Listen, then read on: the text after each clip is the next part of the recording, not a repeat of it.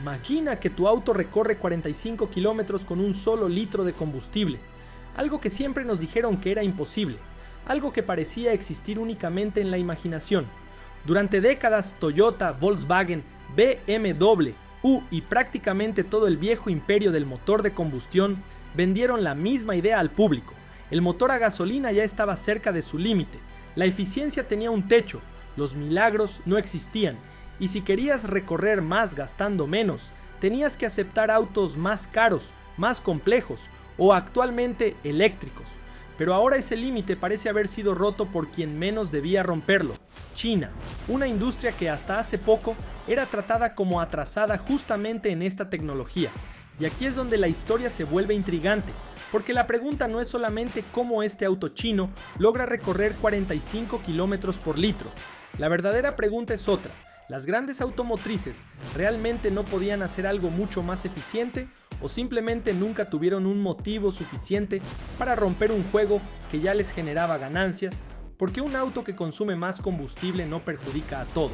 Perjudica al conductor, que carga más combustible, gasta más y termina aceptándolo como algo normal.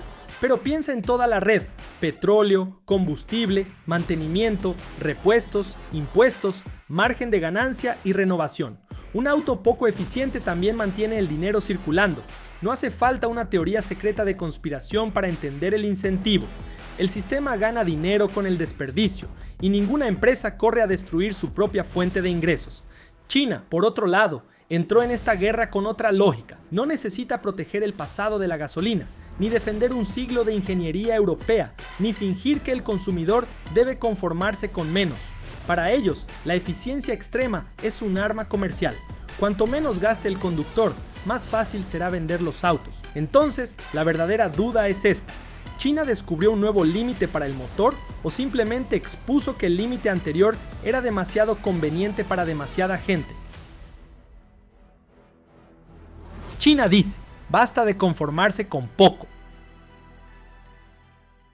Durante años, China siempre recibió críticas en el mundo de los motores de combustión, según las métricas que Japón creó y dominó. Pero para entender todo esto, necesitas comprender una palabra: eficiencia térmica. Esta mide cuánta de la energía contenida dentro del combustible se convierte realmente en movimiento, en lugar de perderse como calor por el escape. Un motor de combustión común, de los que circulan hoy por las calles, transforma entre 20 y 35% del combustible en fuerza útil. Todo el resto, más de la mitad, desaparece como calor desperdiciado, fricción o energía que se pierde antes de llegar a las ruedas. Ese siempre fue el pecado original del motor de pistón. Pagas por un litro entero de gasolina y la mayor parte nunca mueve el auto ni un centímetro. Y aumentar ese número es brutalmente difícil. Un estudio de Nissan mostró que la industria tardó casi 30 años en pasar de 30% a 40% de eficiencia térmica. 30 años para ganar apenas 10 puntos. Toyota, que se convirtió en una referencia mundial en este campo, llegó al 41% con su familia de motores Dynamic Force y prácticamente se detuvo ahí durante unos 8 años. No por falta de voluntad, sino por física. Porque cada punto porcentual adicional exige combatir pérdidas de calor y fricción que se vuelven exponencialmente más difíciles de vencer a medida que te acercas al límite. Cada gota de combustible que se quema demasiado rápido, demasiado lento o en el momento equivocado se convierte en calor desperdiciado, y controlarlo se transforma en una guerra de fracciones. Para que tengas una idea, la marca del 50% de eficiencia solo se había alcanzado en laboratorio, con el motor funcionando como generador fijo de batería. Nunca dentro de un auto real de calle que necesita recorrer decenas de miles de kilómetros sin desarmarse. Incluso la Fórmula 1, con presupuestos de cientos de millones y sin preocuparse demasiado por el precio o la durabilidad, funciona apenas por encima del 50%. Ese era el techo del universo conocido y nadie esperaba que un auto popular llegara cerca. Pero aquí está lo que nadie comenta al mirar todo este escenario. Toyota ya había entendido hace años que perseguir el siguiente punto porcentual con un motor por sí solo era un juego perdido. Entonces decidió detenerse y mover el dinero de investigación hacia otro lado. Japón no solo dominaba esa métrica, había decidido dónde estaba la línea de llegada y trataba el 41% como el límite final del camino. Ese era el problema que los ingenieros chinos entendieron rápidamente que no tenía sentido intentar resolver. En vez de buscar una solución dentro de las mismas reglas, hicieron algo que nadie esperaba, crearon su propio camino. Y esta es la parte que suena a ciencia ficción, pero no lo es. Durante décadas, todos los ingenieros del mundo intentaban responder la misma pregunta: ¿cómo hacer que un motor sea eficiente en todo el rango de revoluciones? A bajas, medias y altas revoluciones, detenido en un semáforo o acelerando en carretera. El problema siempre fue el mismo: un motor necesita rendir bien en miles de situaciones distintas, y ser bueno en todas al mismo tiempo es casi imposible. La respuesta china fue devastadoramente simple: no intentarlo. En lugar de obligar al motor a ser bueno en todo, ¿por qué no hacerlo perfecto en una sola cosa y entregar el resto del trabajo a los motores eléctricos? En el sistema híbrido que Geely llamó IHEV, el motor a gasolina deja de ser el protagonista y se convierte en un generador. Solo se enciende dentro de su zona de máxima eficiencia, en ese punto exacto de revoluciones, y carga donde quema combustible casi a la perfección. Y cuando la situación sale de ese rango, simplemente se apaga y deja que los motores eléctricos hagan el trabajo. El conductor nunca siente nada. Solo maneja, mientras el cerebro del sistema decide constantemente cuándo conviene activar el motor. En una configuración de dos máquinas eléctricas, conocida como P1 más P3, el motor de combustión permanece inactivo en más del 80% de las situaciones de conducción y funciona aproximadamente 27% menos tiempo que en un híbrido convencional. Pero no pienses que simplemente apagaron el motor y lo llamaron revolución, porque la ingeniería detrás demuestra que esto no tiene nada de mágico. El corazón del sistema es una combustión que Geely bautizó como Fire Tornado, un remolino creado dentro del cilindro que hace que el combustible se queme más rápido y de forma más completa. A eso súmale una relación de compresión de 15,5:1, inyección de combustible a 500 bares de presión, un sistema de encendido de 150 milijulios y el ciclo Miller controlando las válvulas. Es una obsesión por aprovechar cada fracción de energía. Fueron tan lejos que atacaron incluso la fricción interna, reduciendo las pérdidas en 16,3% mediante revestimientos de carbono, tipo diamante, pulido de precisión y aceite de viscosidad ultra baja. Solo eso ya aportó casi medio punto de eficiencia, y la transmisión tradicional, con sus cientos de piezas móviles, simplemente desapareció. Fue sustituida por una única unidad integrada que ellos llaman 11 en 1, capaz de entregar hasta 230 kilovatios. El resultado de todo esto es un número: 48,41% de eficiencia térmica máxima. Y ese número no cayó del cielo, fue escalado paso a paso, año tras año. La propia Geely venía subiendo la montaña en silencio. Partió de 43%, pasó por 46,5%, llegó a más de 47% y finalmente alcanzó 48,41%. El último salto ocurrió en menos de un año. Si está gustando de este video hasta ahora, me ayudará mucho que dejares un like. Mientras la referencia mundial permanecía inmóvil, ellos ganaban puntos a una velocidad que nadie del otro lado lograba repetir. No fue suerte, fue método. Y la razón por la que esto no existió antes es que no se podía hacer solamente con metal. Fue necesario combinar un cerebro de inteligencia artificial que gestionara el flujo de energía en tiempo real con una electrificación lo suficientemente barata como para escalar, y eso solo fue posible sobre la base industrial china de vehículos de nueva energía, la más grande del planeta. Piensa en lo que esto significa en la práctica.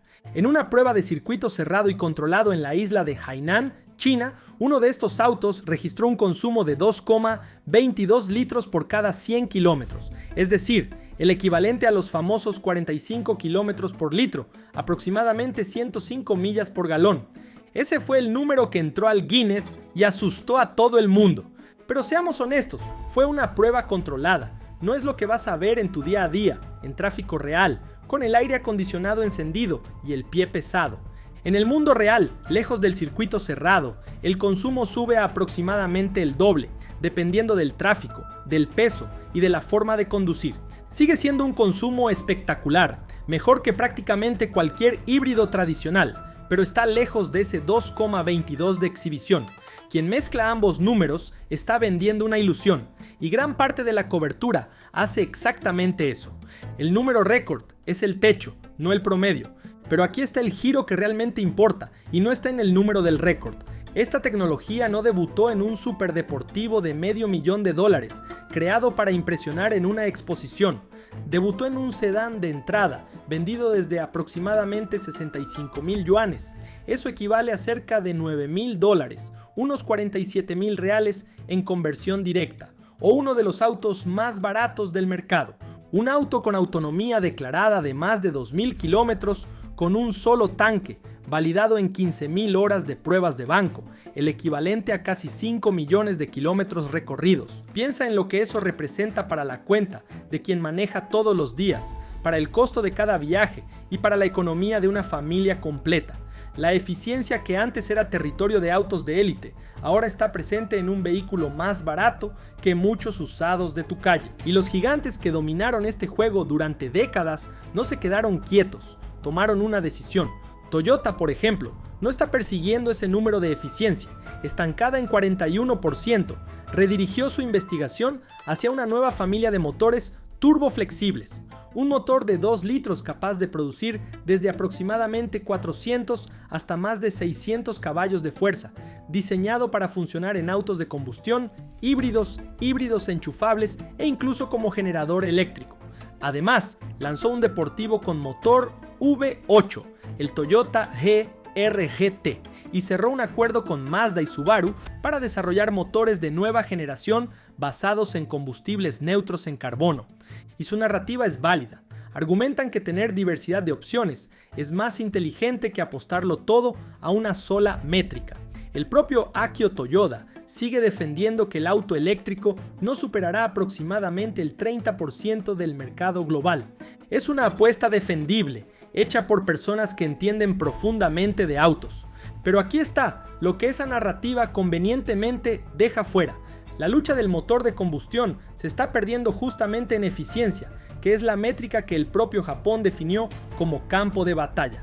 Las ventas de Toyota en China cayeron a cerca de 1,77 millones de unidades, el tercer año consecutivo de caída. La presión fue tan grande que la empresa se vio obligada a crear eléctricos diseñados específicamente para el mercado chino, en alianza con GAC. Y el propio presidente del consejo confirmó el tamaño del riesgo con sus propias palabras, al decir que los automóviles, como producto industrial, corren el peligro de convertirse en una simple mercancía.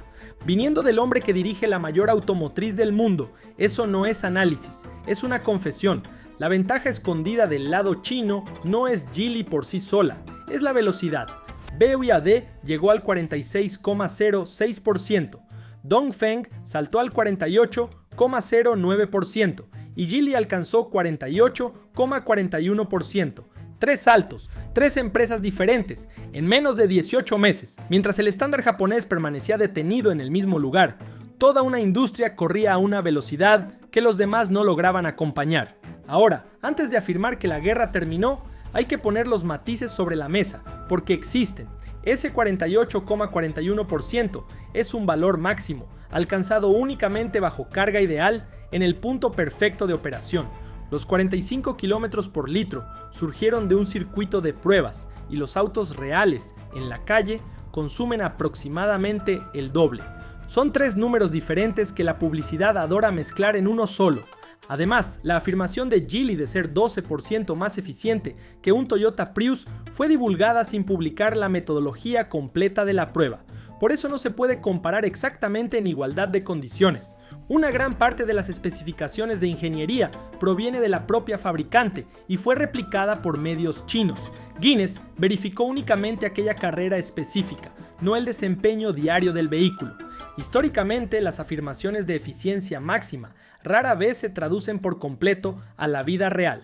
Y desconfiar de eso es simplemente tener sentido común, pero incluso descontando todo el marketing, las cifras siguen siendo prometedoras. El consumo real, medido en ciclo oficial, ya supera a cualquier híbrido tradicional del mercado, y la tecnología llega a un precio de auto popular, que es lo más importante. El pico de laboratorio importa menos que el hecho concreto de que la base del mercado dio un salto que la competencia no dio.